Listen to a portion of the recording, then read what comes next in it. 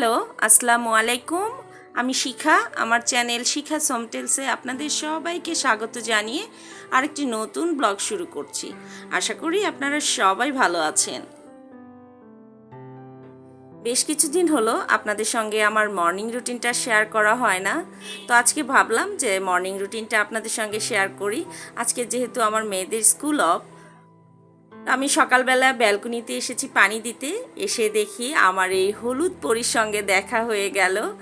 আমি তো স্বপ্নেও ভাবিনি যে এখানে ফুল ফুটেছে। এখানে আরেকটা গাছ ছিল ঝুলানো, তো এই গাছটা সরানোর পর দেখি এখানে ফুল ফুটেছে। এই গাছটা খুবই সেনসিটিভ, এটা মূলত শীতপ্রধান দেশের গাছ।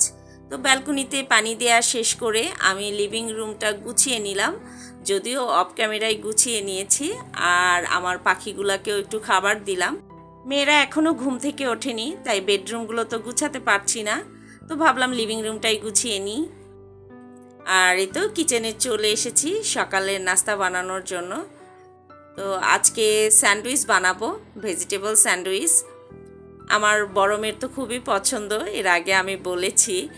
আর বাসায় বানানো মেয়োনিজ ওর এত পছন্দ হয়েছে, বিশেষ করে এই সিদ্ধ ডিমের মেয়োনিজটা, যে ওটা শেষ হওয়ার সঙ্গে সঙ্গেই আবার ওকে বানিয়ে দিতে হয়। আজকে মামে তিনজনই শুধু সকালে নাস্তা করব। মেয়েরা এখনও ঘুম থেকে ওঠেনি, তবে উঠে যাবে খুব তাড়াতাড়ি। আর ছোট মেয়ে এভাবে স্যান্ডউইচ খায় না, ও ব্রেডের সঙ্গে হরলিক্স খাবে। তো হরলিক্স দিয়ে ও ব্রেডটাকে স্যান্ডউইচের মতো করে বানায়, আর ওটার নামও দিয়েছে হরলিক্স স্যান্ডউইচ। তো উনি খাবে হরলিক্স স্যান্ডউইচ, আর আমরা মা মেয়ে খাবো ভেজিটেবল স্যান্ডউইচ। বিশেষ করে গরমের সময়ে সকালবেলা উঠে চুলা না জ্বালিয়ে যদি নাস্তা বানানো যায়, সেদিন যে কি স্বস্তি পাই বলে বোঝাতে পারবো না। তো গরমের নাস্তা দিয়ে এসেছি, আর এখন আমার নাস্তাটা রেডি করে নিলাম। আজকে একটু এক্সট্রা কাজ করতে হবে, তো সকালের নাস্তাটাও একটু সেভাবেই বানানোর চেষ্টা করলাম যেন এনার্জিটা বেশি পাই। আজকে আসলে ক্লিনিংয়ের কাজ করতে হবে।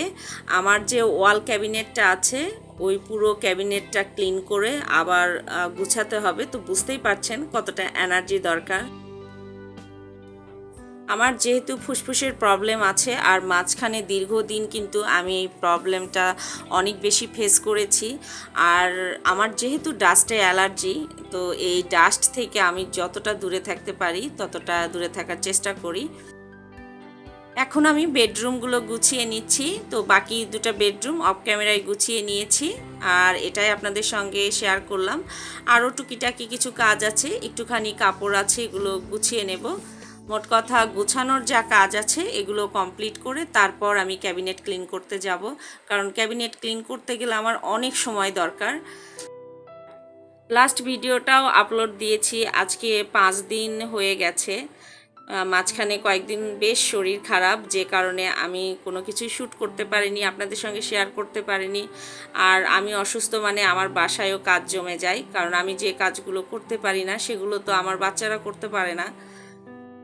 তো সেই জমে যাওয়া কাজগুলো আমি করে নিচ্ছি, তার ফাঁকে ফাঁকে কিছুটা শ্যুট করছি, কারণ সব কিছু শ্যুট করা সম্ভব হবে না। এত কাজ জমে গেছে যে ওগুলো ক্যামেরা অন করে করতে গেলেও আমার প্রচুর সময় চলে যাবে, যে কারণে মাঝে মাঝে শ্যুট করছি আর মাঝে মাঝে অফ ক্যামেরায় কাজ করে নিচ্ছি। আজকে আপনাদেরকে আমার শখের কিছু কাজ দেখাই। এগুলো কুশন কভার, আমার নিজের হাতে করা, মানে এখনও কাজ করছি। তো কিছু কাজ হয়ে গেছে আর সামান্য কিছু কাজ বাকি আছে। এই যে রাউন্ড যে বুটি বুটিগুলো দেখছেন 3টা করে, তো এটাই 2-3টা কুশন কভারে এখনও সেলাই করা বাকি আছে। তো এগুলো করলেই আমার কুশনগুলো এমব্রয়ডারির কাজ কমপ্লিট হবে। তো এখানে 5 পিস কুশন কভার আছে, এরপর শুধু টেইলারিংয়ের কাজ বাকি। বাসার মোটামুটি সব কাজ গোছানো কমপ্লিট, এখন ওয়াল ক্যাবিনেটটা ক্লিন করব। তো দেখেন কি পরিমাণ ধুলা জমে গেছে, অসুস্থতার কারণে এই ধুলাবালিতে হাত দেওয়ার সাহস পাই নাই। তো আজকে চিন্তা করলাম ক্লিন করবই, যা কিছুই হয়ে যাক। তো আমি অফ ক্যামেরায় কিন্তু ক্লিন করে নিয়েছি, আর মোটামুটি কিছু জিনিসপত্র আমি গুছিয়েও নিয়েছি, কারণ পুরো ক্যাবিনেটটা যদি আমি ক্যামেরা অন করে গুছাতে যাই প্রচুর সময় লাগবে, আর এত বড় ভিডিও শেয়ার করলে আপনারা কেউ দেখবেন না। তো যতটা শর্ট করে দেখানো যায় আমি ততটাই শর্ট করে দেখাচ্ছি। তো আমি ক্যাবিনেটে খুবই অল্প পরিমাণ জিনিস রেখেছি। আমি যখন ধানমন্ডিতে ছিলাম, ওখানে এক বাসায় 10 বছরের মতো ছিলাম, তো ওই সময় আমার প্রচুর জিনিসপত্র বাইরে ছিল। পরে যখন বাসা চেঞ্জ করি তখন কি পরিমাণ যে কষ্ট হয়েছে বলে বোঝাতে পারবো না। তো তারপর থেকেই আমি জিনিসপত্র প্যাকিং করে রেখে দিই, আর অল্প কিছু পরিমাণ জিনিসপত্র বাইরে বের করে নিই। তো আবার দেখা যায় কিছুদিন পর এখান থেকে কিছু জিনিসপত্র আবার প্যাকিং করে রাখবো, আবার নতুন করে কিছু জিনিসপত্র বের করে এখানে যোগ করব। তো এভাবেই আমি আর কি এখন কাজ চালাচ্ছি। তো যতটুকু না হলে না ততটুকুই আমি এখানে রাখি। আর আমার কিচেন ক্যাবিনেটে তো দেখেছেন রাফ ইউজের জন্য যেগুলো বের করি ওগুলো সবই কিন্তু আমার কিচেন ক্যাবিনেটেই থাকে। তো এই দুই জায়গা মিলে যা জিনিসপত্র বাইরে রেখেছি এটা হলেই মোটামুটি হয়ে যায়। তো আমি যতটুকু পারি আপনাদেরকে কাছ থেকে দেখিয়ে দিচ্ছি। আর আমার এখানে সব কিছুই সিরামিকের, অল্প কিছু গ্লাসের জিনিসপত্র আছে। বিশেষ করে আমার সিরামিক জিনিসপত্র খুবই পছন্দ, তার মধ্যে আবার হোয়াইট কালার। মানে এই কালারটার প্রতি যে আমার কি দুর্বলতা আমি বলে বোঝাতে পারবো না। আর একটা জিনিস আমি সবসময় বেশি পছন্দ করি, সেটা আমার ড্রেস থেকে শুরু করে প্রতিটা জিনিসের ক্ষেত্রেই, সেটা হলো সিম্পল ডিজাইন বা সিম্পল যে জিনিসগুলো সেগুলো। আমার ভালো লাগা পছন্দ অপছন্দগুলোই একটু একটু করে আপনাদের সঙ্গে সবসময় শেয়ার করার চেষ্টা করি। তো আমার কাজ বা আমার ভিডিও যদি আপনাদের ভালো লেগে থাকে প্লিজ একটা লাইক দেবেন, এবং আমার চ্যানেলটিকে সাবস্ক্রাইব করে পাশে থাকা বেল বাটনটিকে প্রেস করে দেবেন। তাহলে আমার ভিডিও আপলোড হওয়ার সঙ্গে সঙ্গে আপনাদের কাছে নোটিফিকেশন পৌঁছে যাবে, আর আপনারা আপনাদের সময় সুযোগ এবং সুবিধা মতো আমার ভিডিওটি দেখে নিতে পারবেন। আর আপনাদের যদি কিছু জানার বা বলার থাকে তাহলে কমেন্ট বক্সে জানিয়ে যাবেন, আমি অবশ্যই আনসার দিব।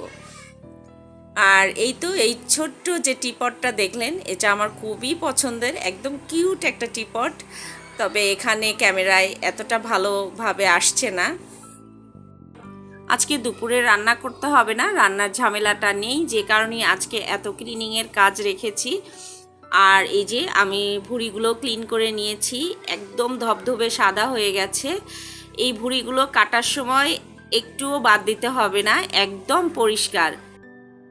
আমি ভুঁড়িগুলো নিজেই পরিষ্কার করেছি, আর আমার দাদিও এরভাবেই ভুঁড়ি পরিষ্কার করতে, একদম ধবধবে সাদা হতো। সকাল থেকে দুপুর পর্যন্ত সব কাজ শেষ করে তারপর একটু রেস্ট নিয়েছি, কারণ আজকে অনেক বেশি পরিশ্রম হয়েছে। তো এখন সন্ধ্যার আগ মুহূর্তে এসেছি একটু হালকা কিছু খাবারের ব্যবস্থা করতে। তো এসে ভাবলাম যে যেহেতু পাকা আম আছে একটা ডেজার্ট বানিয়ে নিই।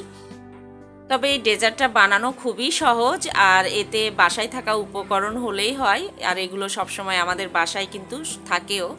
এই ডেজার্টটা বানাতে যে উপকরণগুলো লাগবে তার মধ্যে মেইন হচ্ছে আম, দুধ, আইসক্রিম, আর এখানে কেক নিয়েছি, 4 পিস কেক নিয়েছি, আর গার্নিশিংয়ের জন্য টুকিটাকি জিনিসপত্র। তো গার্নিশিং আপনারা না করলেও খারাপ লাগবে না।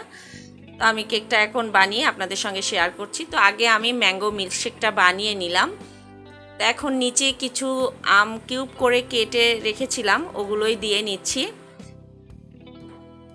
তো এটার জন্য যে উপকরণ নিয়েছি এগুলো দিয়ে একটার পর একটা লেয়ার করব।